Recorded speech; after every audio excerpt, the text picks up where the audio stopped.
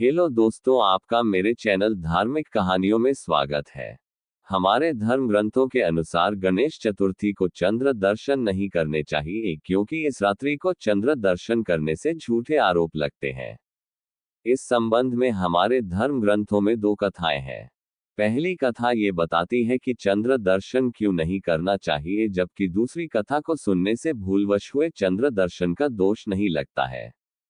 भगवान गणेश को गज का मुख लगाया गया तो वे गजवदन कहलाए और माता पिता के रूप में पृथ्वी की सबसे पहले परिक्रमा करने के कारण अग्रपूज्य हुए। सभी देवताओं ने उनकी स्तुति की, पर चंद्रमा मंद मंद मुस्कुराता रहा। उसे अपने सौंदर्य पर अभिमान था। गणेश जी समझ गए कि चंद्रमा अभिमान वश उनका उपहास करता है। क्रोध में आकर भगवान श्री गणेश ने चंद्रमा को श्राप दे दिया कि आज से तुम काले हो जाओगे। चंद्रमा को अपनी भूल का एहसास हुआ। उसने श्री गणेश से क्षमा मांगी तो गणेश जी ने कहा, सूर्य के प्रकाश को पाकर तुम एक दिन पूर्ण होोगे, यानी पूर्ण प्रकाशित होंगे। लेकिन आज का ये दिन तुम्हें दंड देने के लिए हमेशा याद किया जाएगा। इस दिन को याद कर कोई अन्य व्यक्ति अपने सौंदर्य पर अभिमान नहीं करेगा। जो कोई व्यक्ति आज यानी भाद्रपद मास के शुक्ल पक्ष की चतुर्थी के दिन तुम्हारे दर्शन करेगा, उस पर झूठा आरोप लगेगा। इसीलिए भाद्रपद माह की शुक्ल चतुर्थी को चंद्र दर्शन नहीं किया जाता। सत्राजित नाम के एक यदुवंशी ने सूर्य भगवान को तप से प्रसन्न कर स्यमंतक नाम की मणि प्राप्त की थी। वह मणि प्रतिदिन स्वर्ण प्रदान करती थी।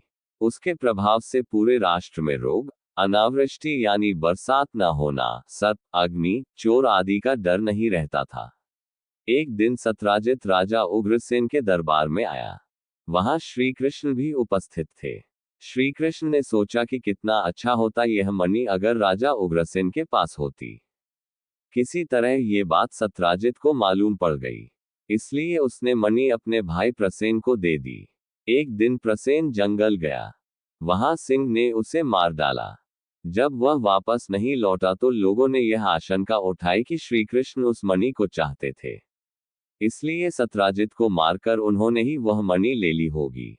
लेकिन मणि सिंह के मुंह में रह गई। जाम्बवान ने शेर को मारकर मणि ले ली। जब श्री कृष्ण को यह मालूम पड़ा कि उन पर झूठा आरोप लग रहा है तो वे सच्चाई की तलाश में जंगल गए। वे जाम्बवान की गुफा तक पहुंचे और जाम्बवान से मणि लेने के लिए उसके साथ 21 दिनों तक घोर संग्राम किया। अंततः जाम्बवान समझ गया कि श्री कृष्ण तो उनके प्रभु हैं। त्रेता युग में श्रीराम के रूप में वे उनके स्वामी थे। जाम्बवान ने तब खुशी खुशी वह मणि श्री कृष्ण को लौटा दी तथा अपनी पुत्री जाम्बवंती का विवाह श्री कृष्ण से करवा दिया। श्री कृष्ण ने वह मणि सत्राजित को सौंप दी। सत्राजित ने भी खुश होकर अपनी पुत्री सत्यभामा का विवाह श्री कृष्ण के साथ कर दिया। ऐसा माना जाता है कि इस प्रसंग को सुनने सुनाने से भाद्रपद मास की चतुर्थी को भूल से चंद्र दर्शन होने का दोष नहीं लगता। ऐसे ही धार्मिक कहानियों के लिए मेरे चैनल को सब्सक्राइब करें, लाइक और शेयर करें। राधे राधे।